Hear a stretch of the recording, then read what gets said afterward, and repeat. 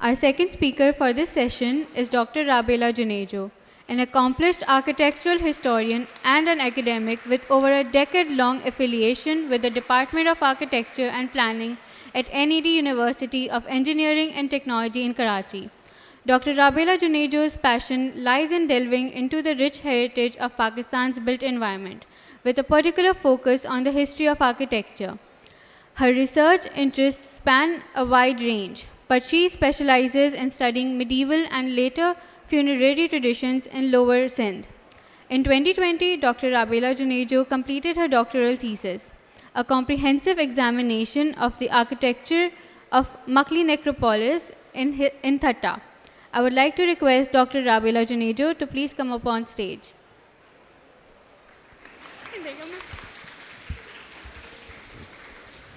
Hello, am I audible? Okay. So, since I'm a theoretician and a historian, I'll be reading from a paper because I don't know any other way.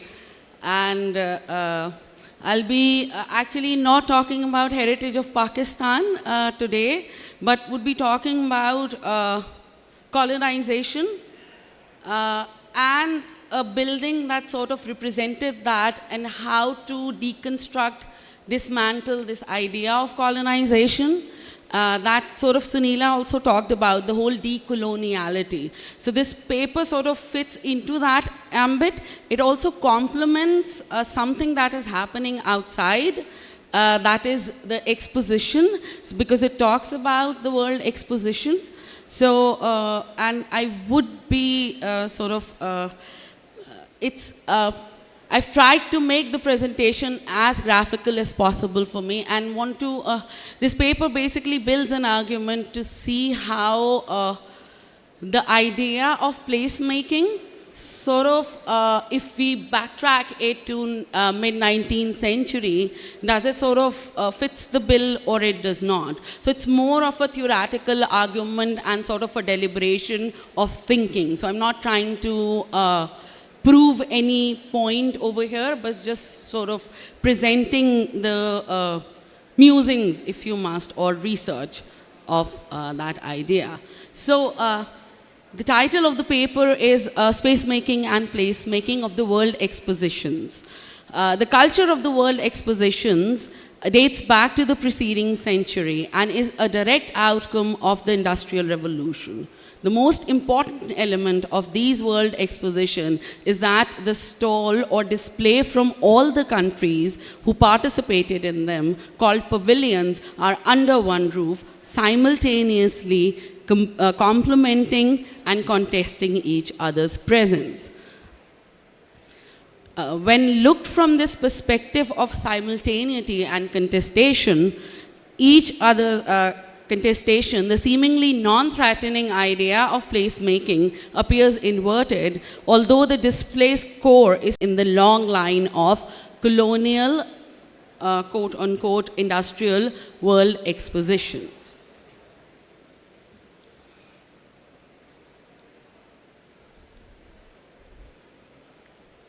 So one of our favorite buildings, we all know this one. This is a modern building by Mies van der Rohe.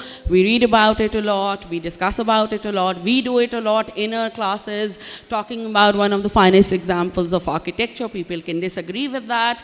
But this, again, Barcelona Pavilion was a pavilion that was constructed for somewhere in 1920s, the exposition that was held in Barcelona. So it is a similar building. Then it got reconstructed as a more permanent space in 1938. Okay. So entertainment was a major part of this enterprise. Animals and exotic plants, art and craft from all around the globe, independent states and colonies, dependent colonies, were staged in a competitive environment of the World Expo. All these immensely popular shows offered a visual encyclopedia of industry, commerce, technology, transport, ethnography, crafts, women work, and art, marshalling the global monopoly of the imperial relationship. These kind of posters were used to advertise them, where the colony was staged as well, but modern buildings were also became part of exhibits, as well as the part of the postcards and posters that were later disseminated all around the globe.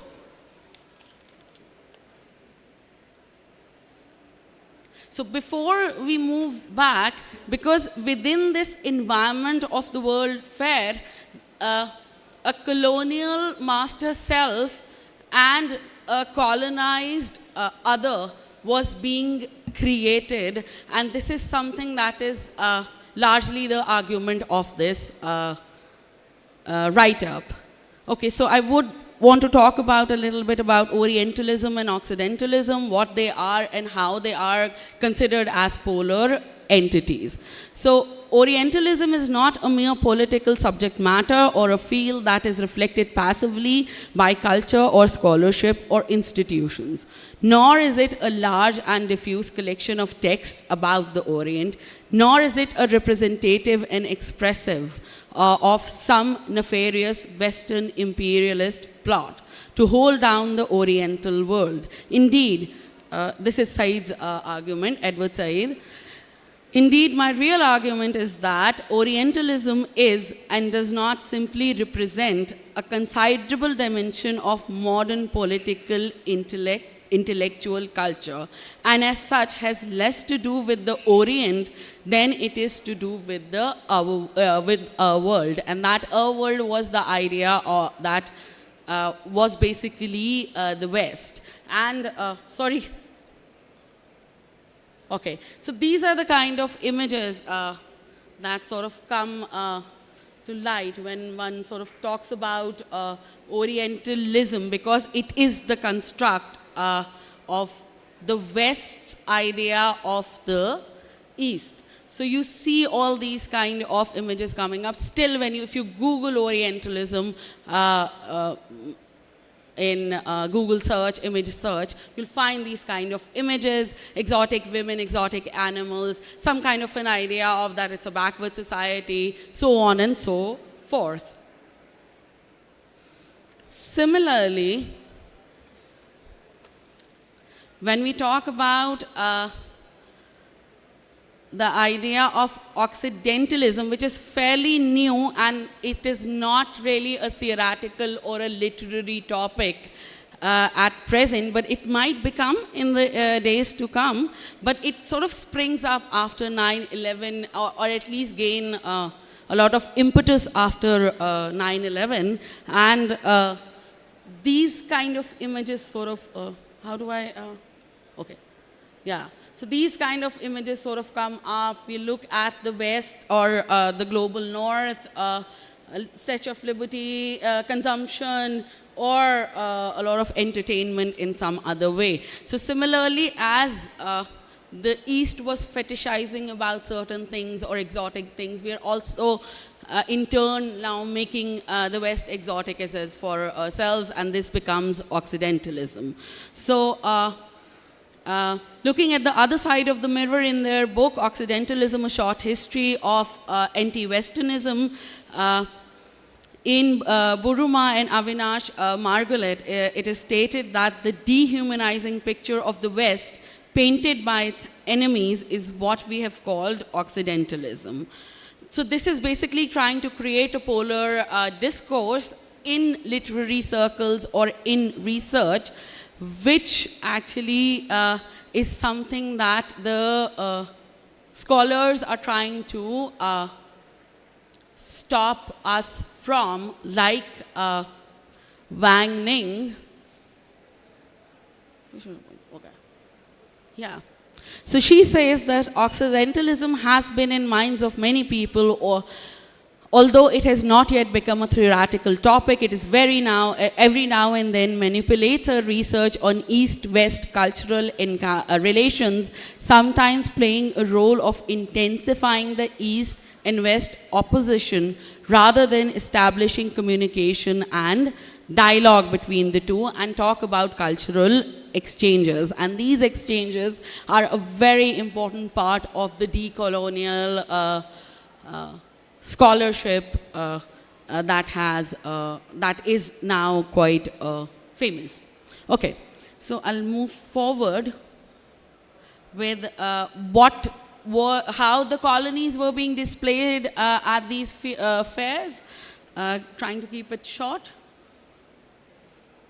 Okay, so discussing the French Exposition of 1931, Patricia Morton says that the larger idea of these kind of expositions was to say that colonization is legitimate and colonization is beneficial.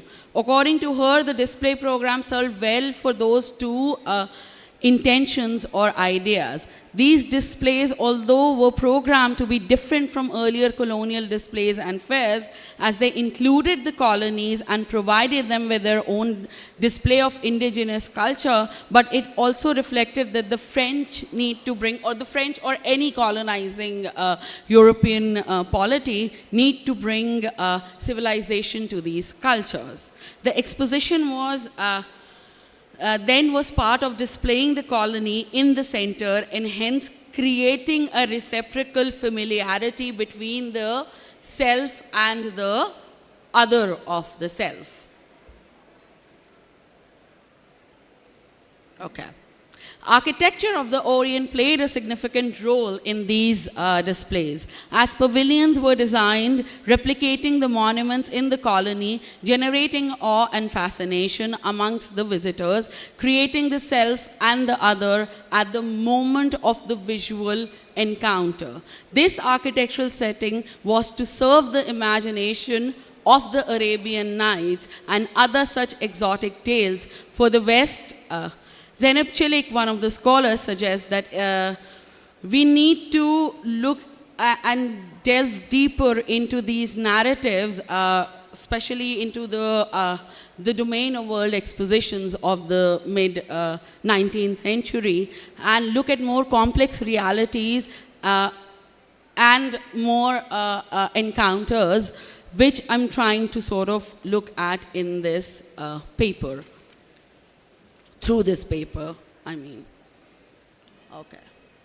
So this is the building. I don't know how people, very limited number of people sitting over here, think about that. But this is something that is a very, very, a building that is very dear to me, because it sort of gives, it sort of combines tradition and modernity together. And it becomes so ambivalent that you cannot really call it traditional, neither you can call it modern. It's both at the same time. But coming back to the building slightly later, Crystal Palace exhibition was something that it was written that all London is stirred and some parts of all the world. So these were written in John Ruskin's diary, one of the historians and architect, medievalist. It indeed was no mean feat. About 14,000 exhibitors from all around the world gathered in the palace's 990,000 square feet of exhibition space. The exhibition attracted more than 6 million visitors. Prince Albert and Queen Victoria were the main patrons of it. The exhibition, due to its massive scale, not only of display but of number of people who visited, set the precedence for exhibitions to come, acting as a catalyst through which similar shows proliferated in India and Australia. It was discussed as the greatest parent exhibition amongst the gentlemen of London, with no comparison whatsoever with any other exhibition to come. Its role as a watershed became even more apparent as the event receded into history and memory. So coins were struck. Okay, so coins were, okay.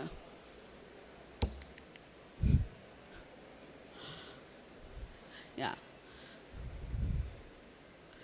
Anyways, coins or medals were struck. Something the later drawings of the exhibition sort of must have looked like this. So it was, a lot of people visited it. It was really, really exciting for them. And new buildings were constructed as well, like Crystal Palace was a new building. Okay. The great exhibition was called Crystal Palace Exhibition because of the temporary modular structure that you saw previously.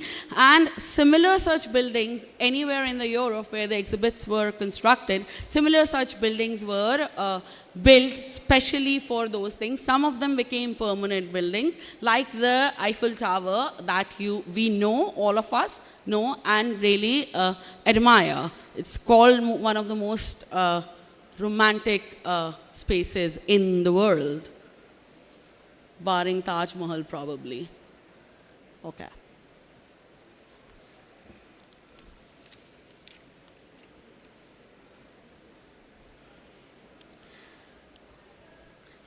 The setting within Hyde Park, London provided a perfect mood for the building as well as the function it was intended to house. The basilica type plan of the building was reminiscent of the traditional layout practices, whereas the modern garb of steel and glass hinted to the modern materials and progress. The design stood at the threshold of tradition and modernity. This may attract some criticism that it was neither fully modern nor fully traditional, but there was the beauty, and that was the beauty of the structure. This transitional character made the building ambivalent. The traditional planning, in my opinion, must have evoked a sense of attachment or familiarity in the visitor. Architecture of the Crystal Palace was celebrated in its time and in the years to come, as the exhibits it housed and the Indian display was written as the most remarkable. Okay, so if you look at the, can I go back? Okay, no, forward. Okay, yeah, the plan at the bottom, I don't know, this is not working. So this is a cross-axial plan like the basilica, and the center is where the Indian display was, because India was the jewel in the crown of the British colonization. It became so later on. It's 1851, 1857 we were officially part of the Raj. Okay. Okay. So display of the colony. Okay. The Indian display at the Crystal Palace exhibition outstripped other countries' display due to the wealth of objects transported by the East India Company for the fair. The location was also prominent at the center of the intersection of the two transepts, as I showed.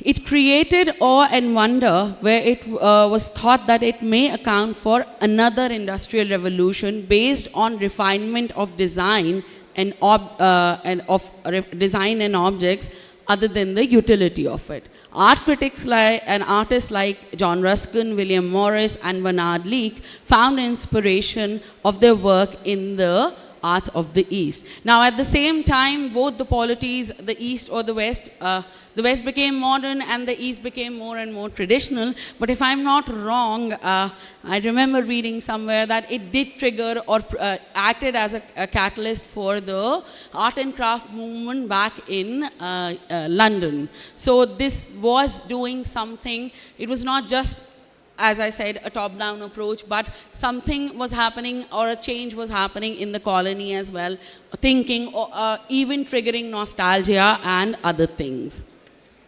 Okay.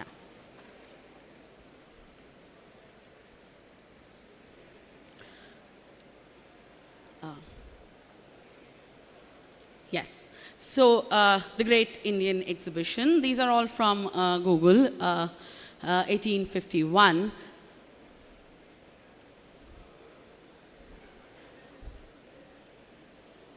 Okay, Kohinoor was on display. and other gems and that they took from here were on display at the Crystal Palace exhibition, and a sort of a pamphlet. Ooh, this is not working. Okay, yeah. No. Where do I have to point? Here? Like what?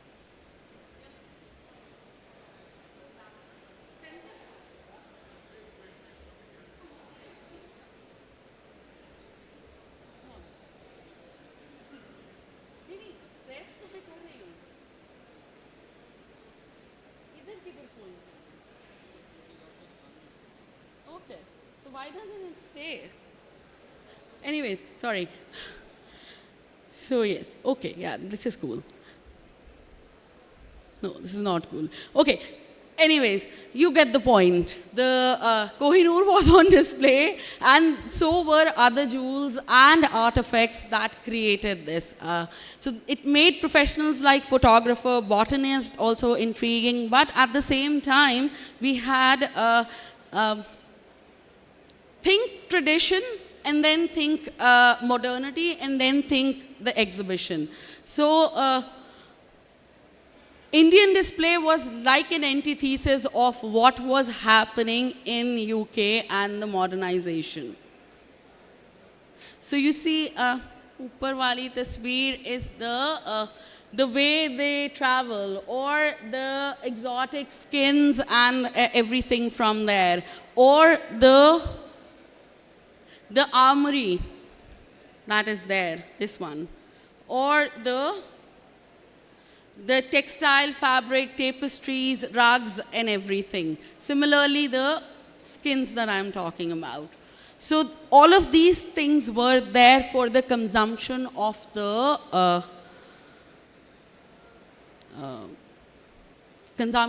center and the people of the center that were coming from the colony, and that was triggering an art and craft movement within the colony. Slide next. Okay.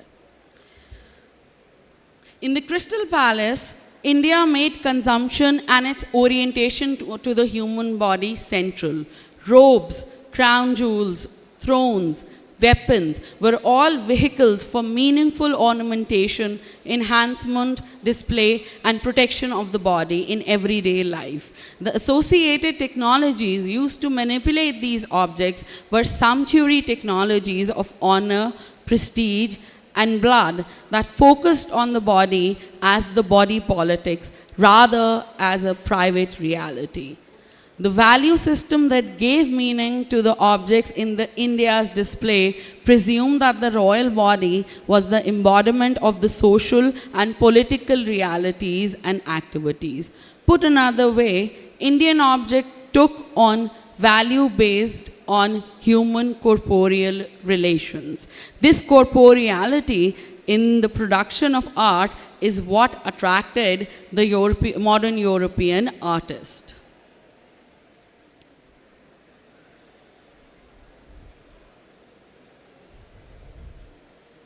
No.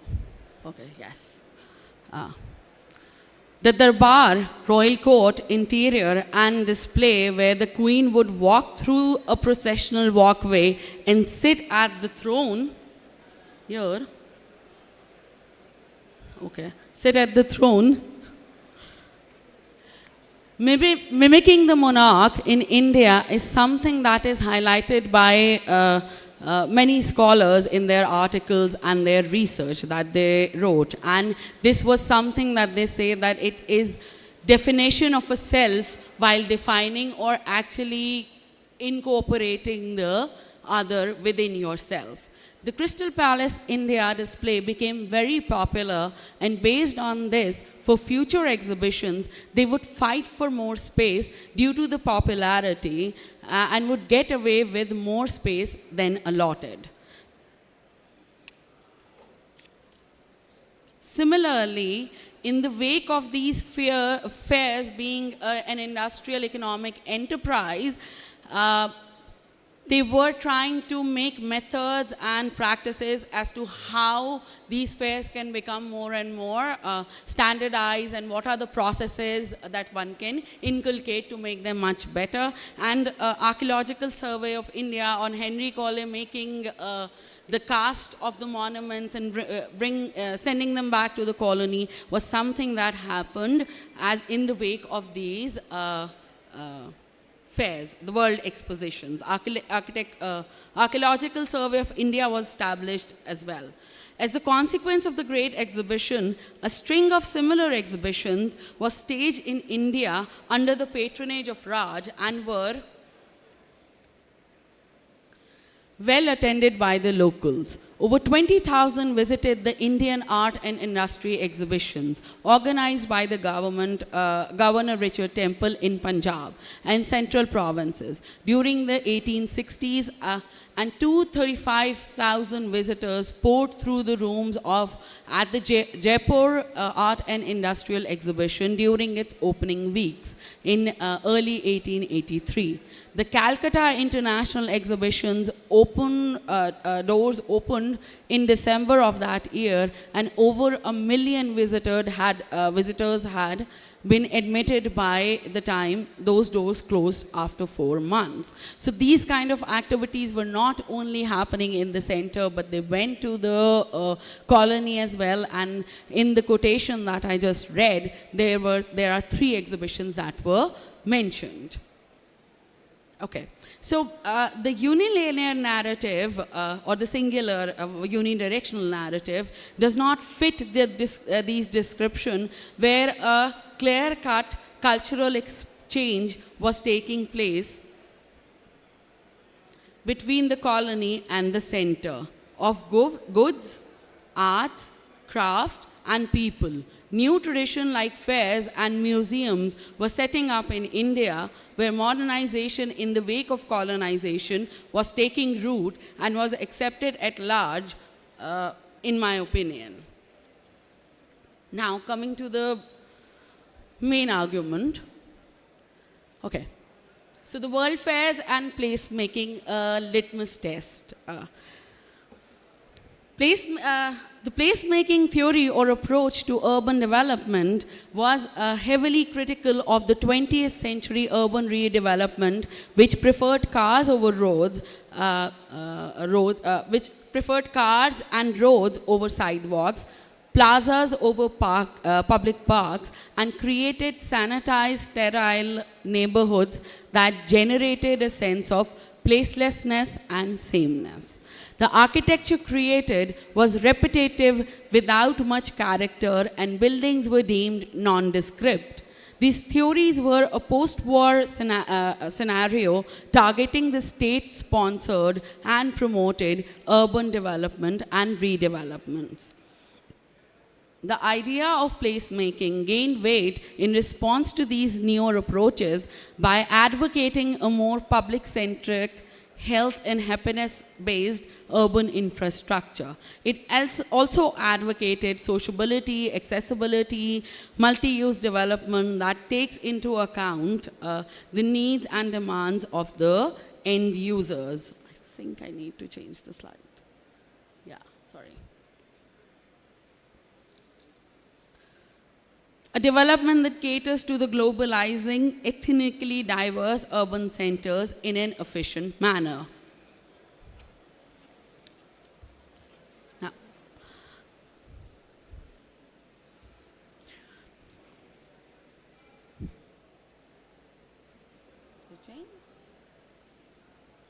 okay. Although a 20th century idea in urban theory, if one keeps in mind the 4 main pointers of sociability, access, linkages, comfort and images, uses and activities, often mentioned in the wheel of placemaking in the previous slide, it's much elaborate wheel. I've just used the condensed form here. One finds these boxes checking when Crystal Palace exhibition is seen through that lens. The basic tenets of the approach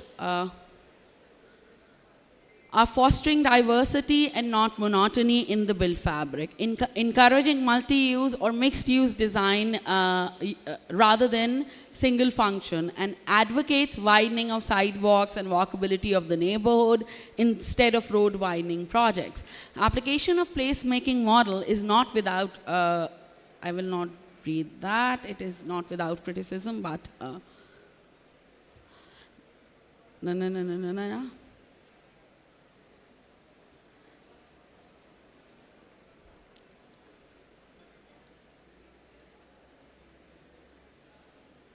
okay, yes. Application of placemaking model is not without criticism, especially in the regions with colonial past and settlers' colonialism. Yeah. To design public spaces that cater to indigenous people, although public is involved, but the dominant culture lead the narrative of design outcome, even if the community is consulted. This is mentioned here not to discredit the vitality of the placemaking approach for contemporary urban design. However, it put lights to the fact that inclusivity, collaborative design, people-centric design approaches are not an absolute in themselves and are rather process-centered, and they have a margin of just 5 minutes, incrementality and change and all of that. Therefore, when this gets conflated in the geographies with conflicted past, it is attempting to reconcile with our becoming inclusive. Therefore, when this 20th century approach is used to analyze 18th or 19th century enterprise and architecture, one must keep an open mind. I need 5 minutes to conclude. Yes. Okay. As discussed above, okay, I'll skip to that part. Reciprocity and participation are intriguing attributes that come forward from the enterprise of display that I have been talking about, because the creation of the self and the other was not a unidirectional process that came to fore after analysis. It was also creating, yeah, I'm just going to wrap up. Wider zones of familiarity and domesticity within those displays, and a dialogue was generated between the visitors and the artifacts that were there.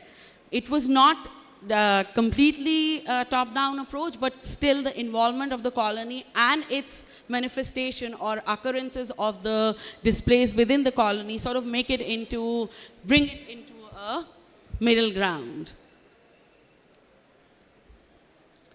Looking slightly deeper into the outcomes of placemaking exercises come to light is that there is always flux and there's always creation or recreation of spaces, and it keeps on changing. And this is something that was happening because an identity was being created and recreated within that particular building. That's the larger argument over here. And I will end, this is last, that thinking of place as performed and practiced can help us think of place in radically open and non-essentialized ways, where place is constantly struggled over and reimagined in practical ways. Place provide the conditions of possibility for creative social practice. Place in this sense becomes an event rather than a secure ontological place rooted in notions of authentic. Place as an event is marked by openness and change rather than boundedness and permanence. I will conclude this essay by saying that if understood as an act of creating and maintaining places is active, conflicted cultural work that allows for multiple standpoints and momentary meanings that facilitate or hinder daily life, world fairs open up an opportunity of examination as an act of placemaking. Thank you. Thank you, Dr. Rabela, for an insightful and engaging presentation and for being part of IPEX 2024.